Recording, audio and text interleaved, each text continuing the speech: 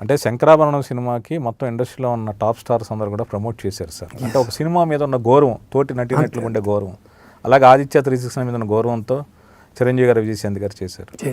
అప్పట్లో సినిమా మ్యాగజైన్స్తో పాటు నాకు బాగా గుర్తుండి మామూలు వీక్లీస్లో కూడా ఈ సినిమా గురించి స్పెషల్ ఆర్టికల్స్ రాశారు, ఆంధ్రజ్యోతి వీక్లీలో వాటిలో. అంటే మీరు సినిమాను నిర్మాతగా నిర్మించడం కాకుండా ప్రమోషన్ కోసం కూడా మీరు ఒక 1 month తర్వాత కూడా అదే ఎఫర్ట్. ఈ సినిమా ప్రారంభోత్సవం యాక్చువల్గా ప్రసాద్ అంటే రాజాగారి, ఇప్పుడు రాజాగారి మ్యూజిక్ మొత్తం ప్రసాద్ పర్మనెంట్ ఆయనకి, అక్కడే ప్రారంభోత్సవాలు జరిగేది. ఇక్కడ కూడా చిన్న తమాషా జరిగింది. నేను బాలంకుల్ మన సినిమా మన కోదనపల్లిలో చేయాలి కానీ అక్కడ అవేం దయచేసి మాట్లాడకు, రాజా ఈ సినిమా చేయటమే మనకి చాలా బ్లెస్సింగ్, యాజ్ ఈజ్గా ఆయన వెళ్ళి ముహూర్తం పెట్టుకున్నావు కాబట్టి అక్కడే చేసేద్దాం అని అన్నారు. ఓకే అన్నాను. మన్నాడు నేను రాజాగారికి ముహూర్తం బలానా డేట్ బలానా టైం చెప్పడానికి వెళ్ళాను. వెళ్ళి సార్ ఇట్లా రికార్డింగ్ ముహూర్తం అది ఇట్లా పూజ ఇది అనుకున్నానండి బలా అంటే ఓకే ఎక్కడ అది సార్ ఎక్కడేంటి సార్ మీ దగ్గరే కదండి అన్ని సినిమాలు ఇక్కడే. వద్దు ఇది బాలు సినిమా, బాలు గారి సినిమా, బాలు థియేటర్లోనే పెట్టాలి, అక్కడే పెట్టేయండి అని అన్నారు. అమ్మయ్య ఇదేదో కాగల కార్యం గంధర్వులు నెరవేర్చారని నేను సంతోషపడి బాలంకులకి చెప్పాను. ఎక్సలెంట్ అయ్యా అని చెప్పన్నారు. దానికి కమల్ హాసన్ గారు ఈ రికార్డింగ్ అతిథిగా ఆయన ప్రారంభోత్సవ అతిథిగా ఆయన వచ్చారు. ఆ రోజున మన ఏడు నాగేశ్వరరావు గారు, దేవర ప్రసాద్ గారు అందరూ చాలామంది వచ్చారు. అట్లా బ్లెస్సింగ్ చేయడం జరిగింది.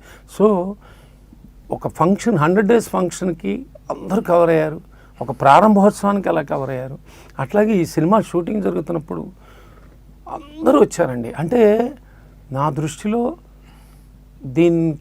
దీన్ని మొత్తం ఇండస్ట్రీ మొత్తం ఏదో ఇది మా సినిమాలే, ఇది మన సినిమాలే అన్నట్టుగా అట్ట వచ్చి కలవటం, వాళ్ళందరి బ్లెస్సింగ్స్, ఆ ఎనర్జీ, పాజిటివ్ ఎనర్జీస్ అంటారే, ఆ ఎనర్జీ, ఆ ఆరాలో అవన్నీ సమకూరి ఇంత ఒక అద్భుతమైన ఒక అద్వితీయమైన చిత్రంగా ఇది నిలబడింది. అంటే కమల్ హాసన్ గారు, సంగీతం శ్రీనివాసరావు గారిది చాలా స్పెషల్ కాంబినేషన్, చాలా మంచి సినిమాలు వచ్చాయి. మరి కమల్ హాసన్ గారు ఎప్పుడు డిసప్పాయింట్ అవ్వలేదు ఆదిత్య 369 తను మిస్ అయిపోయాని?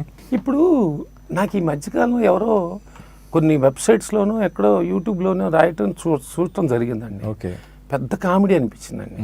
ఇది కమల్ హాసన్ మొదట చెప్పారట కదా, చెప్తే వారికి డేట్లు అడ్జస్ట్ చేయలేపటి వల్ల బాలకృష్ణ గారికి వచ్చారట అని. అసలు కమల్ హాసన్ కృష్ణదేవరాయల పీరియడ్ చేస్తారని ఎలా రాసుకునేటప్పుడు కూడా వాళ్ళకి వచ్చిన డౌట్ వచ్చి మమ్మల్ని సంప్రదించాల్సింది అనిపించింది సార్.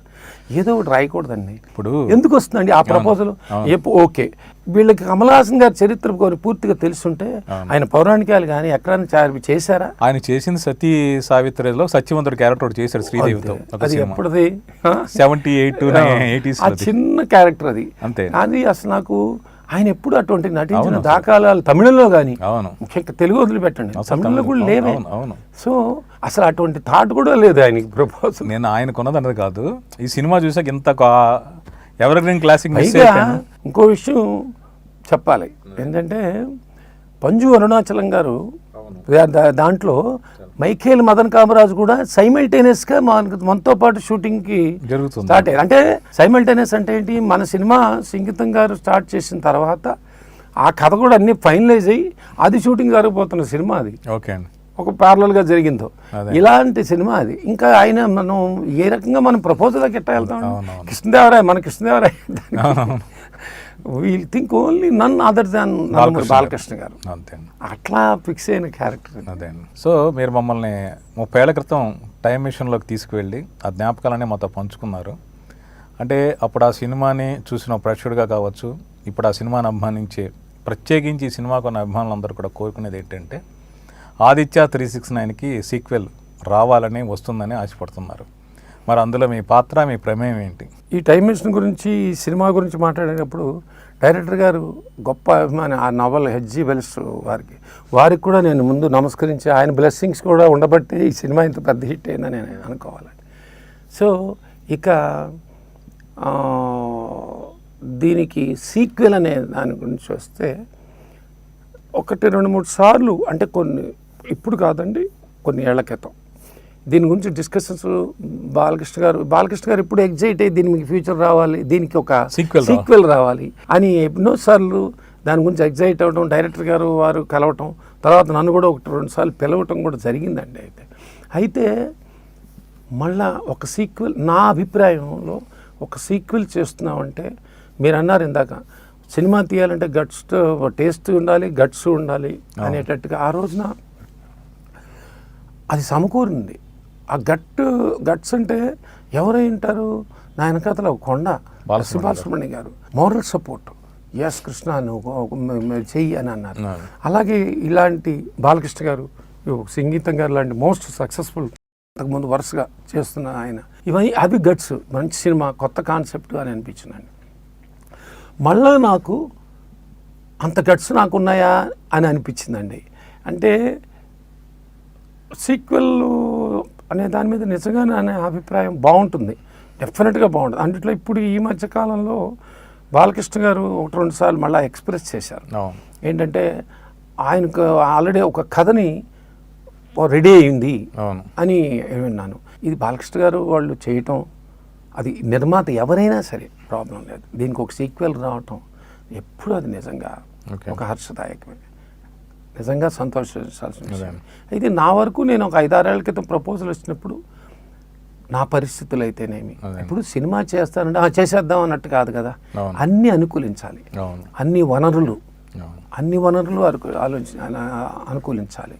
అప్పుడు నేను వెంటనే అప్పుడు ఒక 5-6 ఏళ్ల క్రితం డిస్కషన్ వచ్చినప్పుడు నేను జంప్ అవ్వాల. అప్పుడు జంప్ అయ్యాను, ఇప్పుడు జంప్ అవ్వలేదంటే కారణం ఒక ఆర్థికపరమైన దాన్ని కాదండి, మనలో అనిపించాలి.